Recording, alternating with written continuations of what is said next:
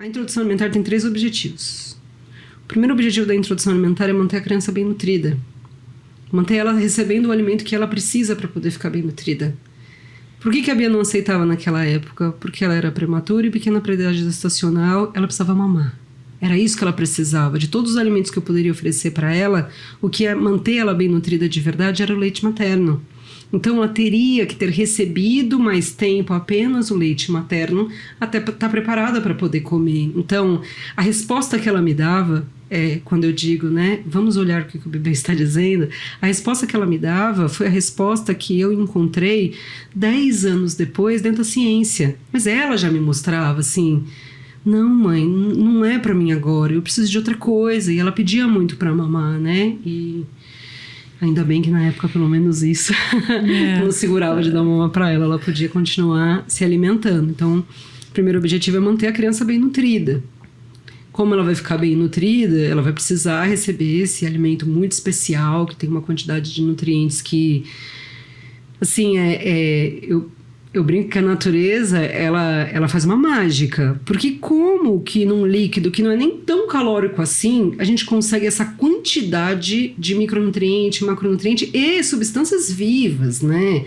No leite materno tem hormônio, tem tudo, né? Tem tudo, assim, absolutamente tudo para aquele ser poder viver, né? Então, e ele ainda muda, né? Tipo, conforme a fase, conforme a necessidade do bebê, as frações, gente. É mágico, né? É uma das mágicas que a gente faz. A gente precisa confiar, né? Que é suficiente, pelo período que é suficiente. O segundo objetivo da introdução alimentar é aprender a comer. É para isso que a introdução alimentar serve. Um bebê ele precisa desenvolver um monte de habilidades até conseguir ser um bom comedor. E essas habilidades são habilidades físicas, inclusive, né? Um bebê, você não coloca comida na boca do bebê e o bebê mastiga. Primeiro ele suga amassando com a língua dele. Depois ele precisa aprender a colocar a língua dele de lado. Isso ele não sabe. E a gente só mastiga lateralizando a língua. Depois ele aprende a movimentar esse bolo alimentar mais pro fundo da boca. Tudo isso é aprendido. Mas como a gente não tá olhando a boca por dentro e não estamos prestando atenção às vezes, parece que não come, agora precisa comer. Então é um processo. E esse processo não ensina um bebê só a como ele precisa mastigar. Ensina ele também ao que esperar das refeições. São alimentações coloridas ou não são? Nossa, a criança odeia um verde. Desde quando ela vê verde verdadeiro na comida dela, para ela não estranhar depois, né? Um verde de verdade que tá ali, né? Disponível para poder se identificar. É claro que em outras fases a criança pode querer não comer, mas a gente precisa fazer a nossa parte, deixar ela familiarizada, com certeza. Ela vai aprender a estar com a família dela enquanto ela tá comendo. Ela vai aprender a usar o talher. Ela vai aprender a ser colaborativa no momento da refeição. Ela vai aprender a descascar a própria fruta. Aprender a comer não é só colocar comida para dentro. Aprender a comer é entender o contexto da alimentação. E a introdução alimentar serve para isso.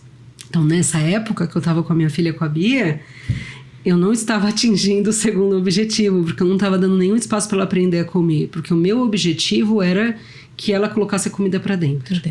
E esse não é um objetivo da introdução alimentar e nunca deve ser.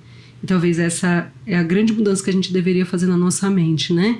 Lembrar dos objetivos reais. Então, os objetivos reais eram esses. Ela tinha que ter uma relação com a comida, ela precisava ter espaço para se aproximar e se familiarizar com tranquilidade. Ela deveria ter recebido momentos agradáveis durante a refeição. Uma mãe um pouco menos tensa. O meu objetivo estava no prato, não estava nela. Eu queria que aquele prato sumisse a comida. E quando aquele prato estivesse vazio, finalmente eu ia ser abençoada com a tranquilidade divina e a paz que eu ia estar fazendo o meu papel, né? O sonho de toda mãe, né? Vaziozinho eu queria. E eu não via que ela estava com os olhos esticados, com medo, que ela estava travando a boca, que ela estava chorando, que ela estava virando o rosto dela. Que ela estava me dizendo não o tempo todo. E as crianças dizem isso para as pessoas. Dizem isso na escola, dizem isso em casa. Elas dizem não, mas a gente precisa aprender a ouvir. Da mesma maneira que a gente também precisa ouvir o nosso não, né?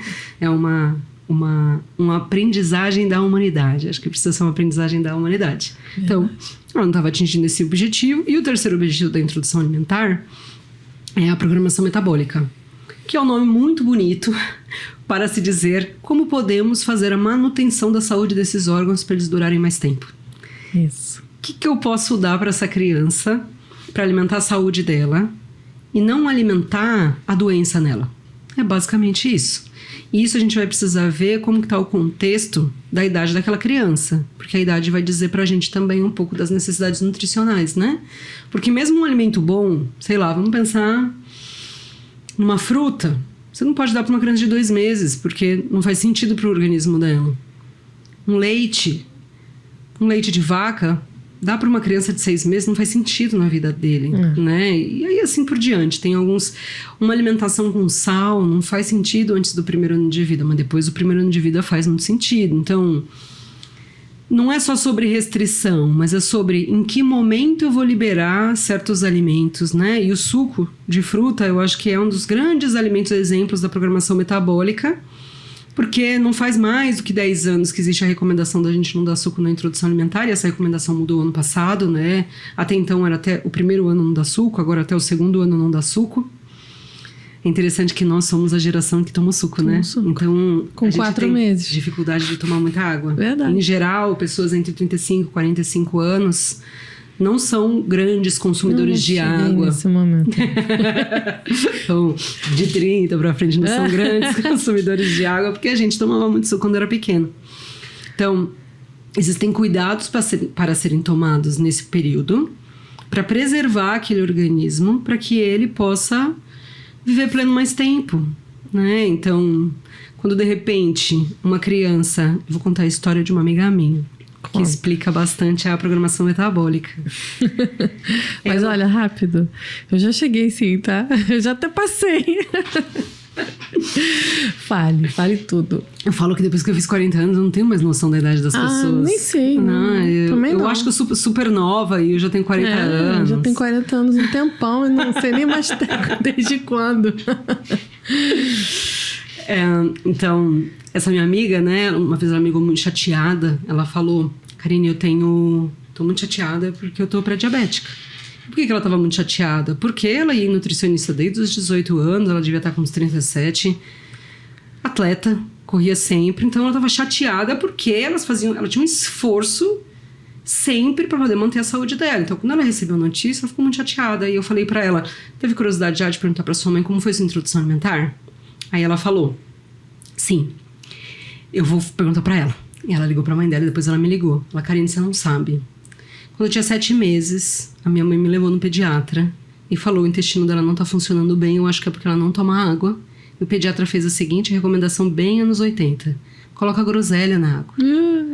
E aí, dos 7 meses de idade, provavelmente até os 3 anos de idade ali, ela tomou groselha na água o tempo todo. Não existe pâncreas que sustenta uma vida se ele foi tão judiado quando aquele pâncreas bebê, porque é um pâncreas bebê, né? A gente precisa lembrar, aquele bebê tem órgãos bebê, eles precisam ser tratados como órgãos bebês, né? Tudo, eles são bebês ali. Então, ela teve uma programação metabólica para ser diabética. Quando eu falo no começo dessa nossa conversa que tem coisas que acontecem hoje na nossa nutrição, que a responsabilidade está lá na nossa introdução alimentar, é sobre isso que eu tô falando também. Também sobre dificuldade alimentar, mas também sobre programação metabólica.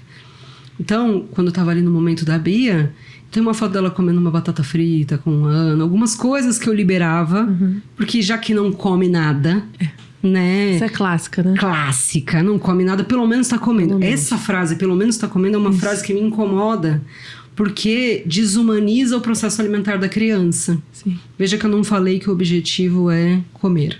O objetivo é esses 3. A criança precisa se manter bem nutrida. Se ela estiver bem nutrida, as coisas estão indo bem. Ela precisa aprender a comer.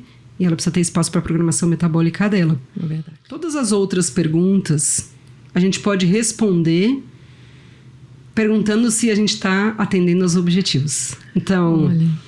Posso colocar tela para o meu bebê comer mais um pouquinho? Atende o objetivo? Bom, não aprende a comer, então não. Eu posso colocar uma fruta de sobremesa depois do almoço? Não atrapalha nenhum dos objetivos, claro que pode. Eu posso servir o jantar às 7 horas? Não atrapalha nenhum dos objetivos, pode, não tem problema nenhum. Eu posso só dar comida batida para o meu bebê? Não atrapalha o aprendizado alimentar, então não pode. Então... responder essas 3 perguntas facilita o processo da introdução alimentar como um todo. Como eu não fiz esse caminho com a minha filha, quando ela chega ali em 1 ano e meio, ela já tem uma dificuldade alimentar. Ela já come 5 alimentos. Então, a introdução alimentar dela leva ela para uma dificuldade alimentar.